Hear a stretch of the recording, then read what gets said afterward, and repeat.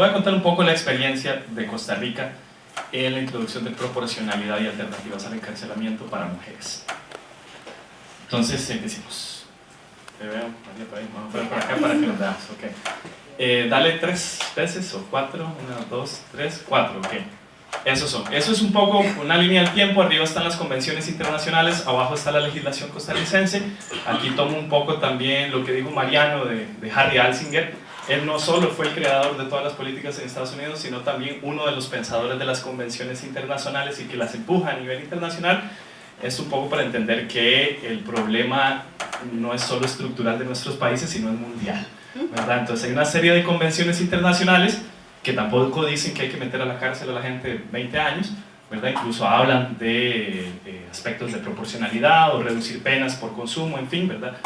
Cuestiones que los países no aplican, principalmente por el enfoque de guerra contra las drogas que sí viene directamente de Estados Unidos, ¿verdad? Y que nos ha llevado a este punitivismo excesivo. Esas 4 espacios en rojo han sido los cambios que ha llevado la legislación costarricense, específicamente lo que llamamos la ley de psicotrópicos o la ley de drogas, ¿verdad? Y cómo empezó siendo una ley de cerca de 60 artículos, terminó siendo una ley en este momento de 166 artículos, ¿verdad? La gran mayoría para cuestiones de penalizar aquellos consumos que no sean medicinales o científicos, ¿verdad? Que es todo un tema de las convenciones internacionales. Y no es hasta 2013 donde aparece una ley, que es la que vamos a ver un poquito más adelante, que introduce atenuantes a la pena, ¿verdad? Todas las demás van bien introduciendo agravantes, ¿verdad? Ya los últimos nos metemos incluso con terrorismo, ahí del 2009, la legislación contra el terrorismo, ¿verdad? Porque le vamos agregando incluso más verbos y más acciones para criminalizar aún más poblaciones. En Costa Rica, al igual que Uruguay, nunca se sancionó penalmente el consumo.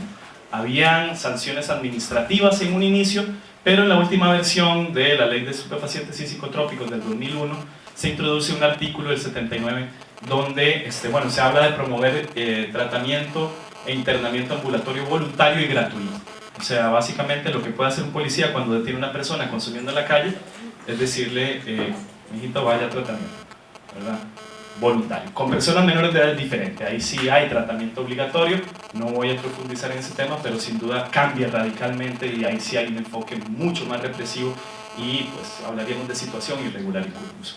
Y los 2 textos que vemos allá abajo son instructivos generales de la Fiscalía General de la República para aplicar este principio de legalidad. Finalmente no es tanto de oportunidad, sino es que nunca se aplicó realmente, así que la que sigue un poco para visibilizar ese cambio. La línea azul es el Ministerio de Seguridad Pública, o sea, la policía. La línea verde son las fiscalías o el Ministerio Público. El rojo ya son los juzgados y las personas condenadas, ¿verdad? Y vemos ese incremento tremendo del 2006, 2005 en adelante, ¿verdad? Con la línea verde como cae después en 2010, específicamente por la aplicación de estas circulares. Lo que nos dice eso es, la policía sigue criminalizando a las personas que usan drogas, ¿verdad? No así la fiscalía porque no abre expedientes. Finalmente la gran mayoría de sus expedientes se cerraban, ¿verdad? Y el criterio, si leemos con calma las circulares de la fiscalía, no es tanto por una cuestión de derechos humanos de las personas que usan drogas, sino por una cuestión de recursos económicos y el tiempo que tenía que invertir el Ministerio Público de abrir casos que no se cerraban. Finalmente, bueno, por lo menos justifica claramente que no se penalice el consumo. Pero cuando hablamos de tráfico o de venta, bueno, todos los verbos típicos que conocemos, cambia radicalmente. Y si quieren, vean Costa Rica, esa es la tasa de encarcelamiento, somos un país de 5 millones de habitantes, aún así tenemos de las tasas de encarcelamiento más grandes de la región. De hecho, estamos de terceros en América Latina, por debajo de, creo que es El Salvador y Panamá o algo así, ¿verdad? Bueno, Estados Unidos, por supuesto, es un caso excepcional. Y cuando hablamos de delitos de drogas, este es un poco viejo, 2011, hubo un cambio por la reforma de ley, disminuyó levemente, pero sigue siendo una de las tasas de encarcelamiento más altas. Estas son publicaciones del CEP que pueden buscar en línea. Entonces, cuando vamos viendo esas personas, estos son gráficos de personas sentenciadas 2003 a 2013, ¿verdad? Este decenio vemos cómo entre los hombres va aumentando considerablemente en estos 10 años, mientras que en las mujeres, a pesar de que aumenta, sí hay un aumento, ¿verdad? No es tan grande como entre los hombres. O sea, aquí volvemos, Costa Rica bueno, es un ejemplo de toda la región, hay más hombres encarcelados que mujeres, pero si vemos el gráfico de abajo, porcentualmente por delitos de drogas son muchas más mujeres, ¿verdad?, entre las mujeres que los hombres encarcelados. Entonces, en este momento, bueno, en las tarjetas que ven por ahí, los datos de 2011 en Costa Rica andaban por un 70% de las mujeres encarceladas es por delitos relacionados con drogas. En este momento andamos por ahí un 50-55%. Sigue siendo el mayor grupo, tomando en cuenta que la pena mínima es de 8 años. La ley en Costa Rica, por cualquier delito relacionado con drogas, son 8 a 15, 8 a 20, ¿verdad? Y en la mayoría de los procesos son procesos abreviados, no hay juicio, hay bueno, toda la discusión del debido proceso que podríamos dar al respecto, son 5 años y medio. Finalmente son penas muy desproporcionales. Y bueno, estos son datos también del Poder Judicial, de juzgados, donde vemos el de más abajo, venta de drogas, es la gran mayoría, el rojo son hombres, los azules son mujeres, ¿verdad? Para mujeres también, a pesar de, estos son totales, no son porcentajes, vemos que es el más alto. Hay problemas de registro también, si ven ahí habla de posesión o de tenencia. En Costa Rica la tenencia y la posesión no hay umbrales cuantitativos. Finalmente es deber del Ministerio Público, la policía, demostrar el delito, ¿verdad? Y lo que se hace básicamente es hacer compras controladas. Hay agentes encubiertos o inclusive colaboradores que llaman, ¿verdad?, muchos de ellos usuarios que son amedrentados, que son obligados a hacer compras, ¿verdad?, y esa es la evidencia suficiente para encarcelar a una persona, ¿verdad? Entonces vemos como entre las mujeres es el más grande, seguido por la introducción de drogas en centros penitenciarios. Finalmente, los que dicen posesión o tenencia, súmenle a venta. Cuando hicimos revisión de sentencias era posesión de drogas con intención de venta, ¿verdad? Y no se diferencia por sustancia, es lo mismo que te encuentren con 200 gramos de marihuana que con 200 gramos de cocaína, ¿verdad? Inclusive conocemos casos de personas con hasta 400 gramos de cocaína que salieron libres gracias que argumentaron que eran consumidores, ¿verdad?, y finalmente no se criminalizó. No es tanto la posesión, es más que todo tu clase social y la posibilidad de pagar un abogado defensor que haga ese proceso, ¿verdad? También tenemos casos de chicos usuarios de crack, de pasta base, con mucho menos de eso, que sí fueron encarcelados porque el criterio que se utiliza es que son pobres y no tienen la plata para comprar esa cantidad de drogas, ¿verdad? Entonces hay una criminalización clara de la pobreza.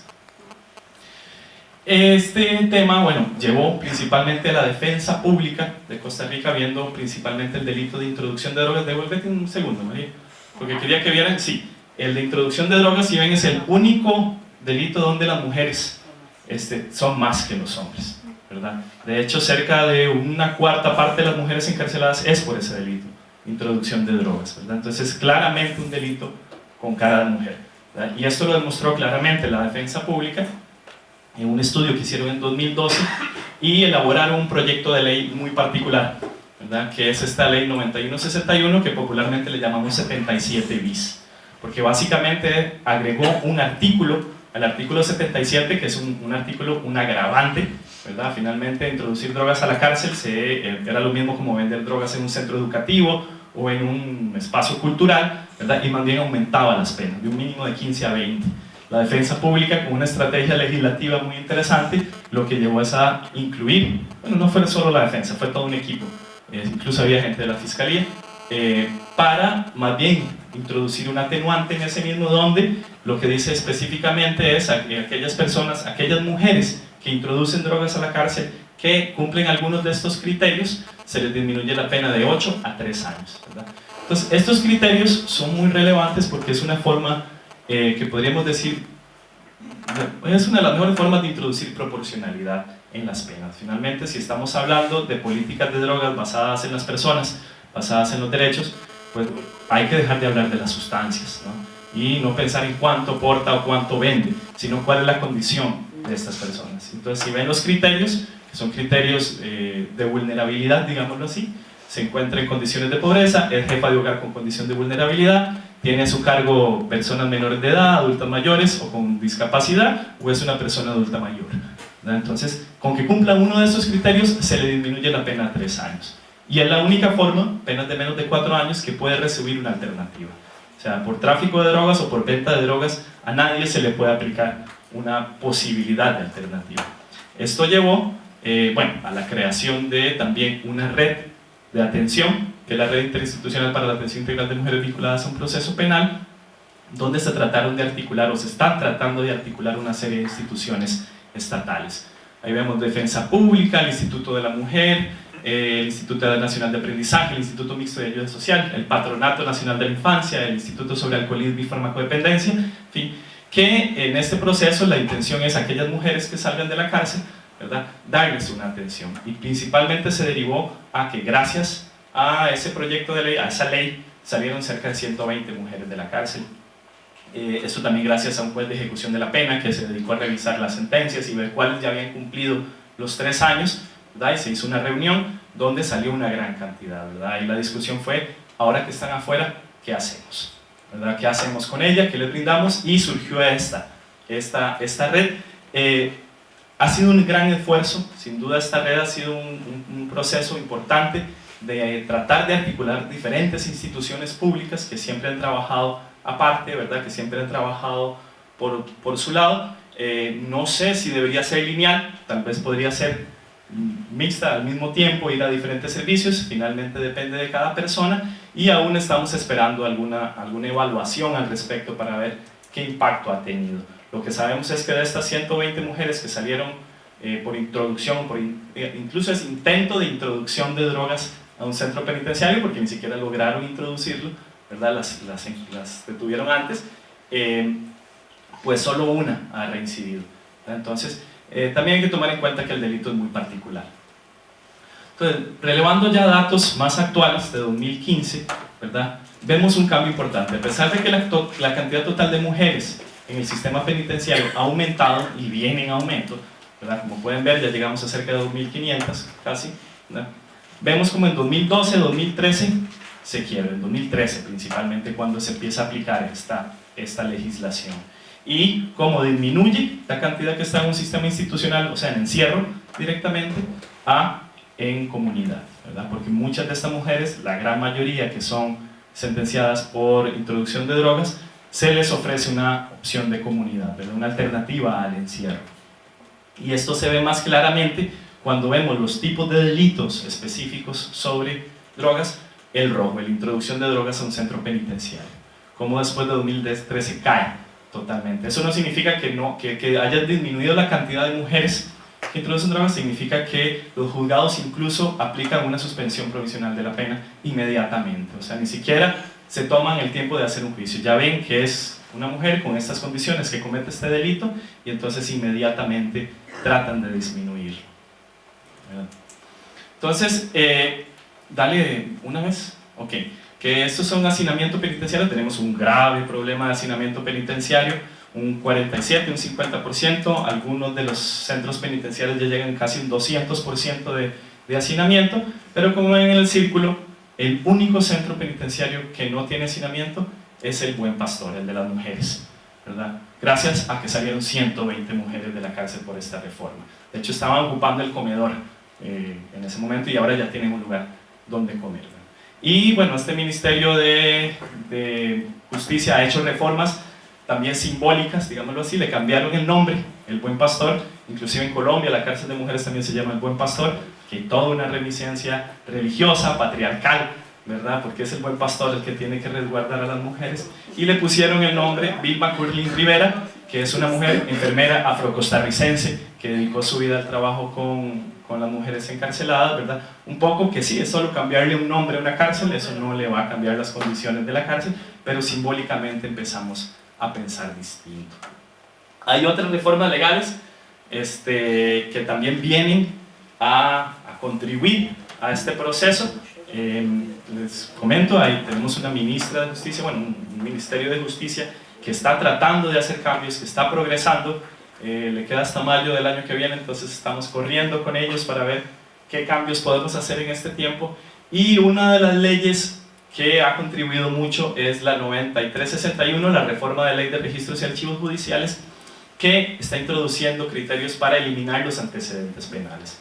Volvemos, salen de la cárcel, les damos una alternativa, tienen la hoja manchada, ¿verdad?, su hoja de delincuencia, 10 años. Entonces la posibilidad de conseguir un empleo es casi nula. Y entonces se hace esta reforma donde a partir del tiempo de sentencia, ¿verdad?, aquí volvemos, los delitos de drogas tienen sentencias muy altas, Entonces la posibilidad es más difícil, pero finalmente lo que se hace es, si tu sentencia es menos de 3 años, puedes ir al registro judicial y eliminar los antecedentes inmediatamente. Entonces cuando pides la hoja de delincuencia, por lo menos la pública, ¿verdad? No te va a salir ninguna información. Y así va, a medida de la cantidad de años, digamos, que te hayan sentenciado, disminuye el tiempo, o aumenta el tiempo más bien, para eliminar esos antecedentes. Se incluyó incluso uno al final, que es en caso de delitos cometidos por personas en condición de vulnerabilidad, el juez de la ejecución de la pena ordenará la cancelación de los asientos una vez cumplida la pena impuesta. Esto se hizo pensando en los delitos asociados a la venta de drogas, ¿verdad? Donde si la mujer al cumplir los 5 años y medio o los 8 se puede decir que estaba en condiciones de vulnerabilidad, o el hombre incluso, porque aplica también para hombres, se le puede eliminar el registro judicial. Entonces esto apenas empezó este año, tampoco tenemos claridad, hay un artículo que publicamos que podríamos compartir, pero bueno, esto está unando, ¿verdad?, un proceso que tratamos de inserción social. El Ministerio de Justicia también acaba de crear una unidad de inserción social, ¿verdad?, buscando formas, buscando estrategias. Algo que me alegra mucho estar aquí en Argentina, porque conozco organizaciones de base que están trabajando en ese enfoque, que es algo raro realmente en la región, ¿verdad? Hay que ponerle cuidado a estas organizaciones. Bueno, María me ayudó mucho a señalarme algunas, porque finalmente es algo que se comience desde la base. Finalmente son ellas o ellos que salieron de la cárcel, que tuvieron que agenciárselas, ver por dónde ir.